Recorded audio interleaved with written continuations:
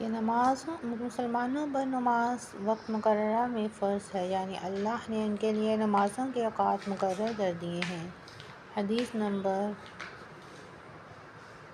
521 صحیح بخاری۔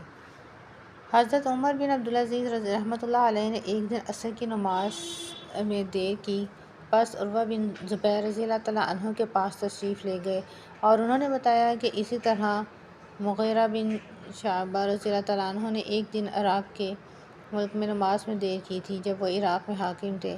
پس ابو مسعود انصاری عقبہ بن عمر ان کی خدمت میں گئے اور فرمایا، مغیرہ رضی اللہ تعالیٰ عنہ، آخر یہ کیا بات ہے؟ کیا آپ کو معلوم نہیں کہ جب جبرائیل علیہ السلام تشریف لائے تو انہوں نے نماز پڑھی اور رسول اکرم صلی اللہ علیہ وسلم نے بھی نماز پڑھی؟ پھر جبرائیل علیہ السلام نے نماز پڑھی تو نبی کریم صلی اللہ علیہ وسلم نے بھی نماز پڑھی۔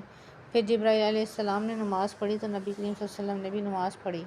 پھر جبرائیل علیہ السلام نے کہا کہ میں اسی طرح حکم دیا گیا ہوں۔ اس پر حضرت عمر بن عبدالعزیز رحمۃ اللہ علیہ نے عروہ سے کہا، معلوم بھی ہے کہ آپ کیا بیان کر رہے ہیں؟ کیا جبرائیل علیہ السلام نے نبی کریم صلی اللہ علیہ وسلم کو نماز کے اوقات عمل کر کے بتلائے تھے؟ عروہ نے کہا، ہاں، اسی طرح بشیر بن ابی مسعود رضی اللہ تعالیٰ عنہ اپنے والد کے واسطے سے بیان کرتے تھے۔ حدیث نمبر 521 صحیح بخاری۔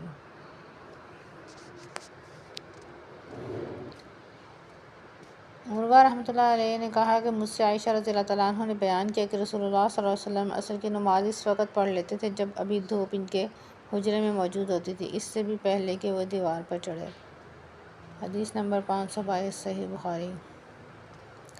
عبدالقیس کا وفد رسول کریم صلی اللہ علیہ وسلم کی خدمت میں آیا اور کہا کہ ہم اس ربیع قبیلہ سے ہیں اور ہم آپ کی اس خدمت میں صرف حرمت والے مہینوں ہی میں حاضر ہو سکتے ہیں، اس لیے آپ صلی اللہ علیہ وسلم کسی ایسی بات کا ہمیں حکم دیجیے جسے ہم آپ صلی اللہ علیہ وسلم سے سیکھ لیں اور اپنے پیچھے رہنے والے دوسرے لوگوں کو بھی اس کی دعوت دے سکیں۔ آپ صلی اللہ علیہ وسلم نے فرمایا، میں تمہیں 4 چیزوں کا حکم دیتا ہوں، 4 چیزوں سے روکتا ہوں۔ پہلے خدا پر ایمان لانے کا۔ پھر آپ صلی اللہ علیہ وسلم نے اس کی تفصیل بیان کی کہ اس بات کی شہادت دینا اللہ کے سوا کوئی معبود نہیں اور یہ کہ میں اللہ کا رسول ہوں، اور دوسرا نماز قائم کرنا، تیسرا زکوٰۃ دینے کا، اور چوتھا جو مال تمہیں غنیمت میں ملے اس میں سے 5واں حصہ ادا کرنے کا، اور تمہیں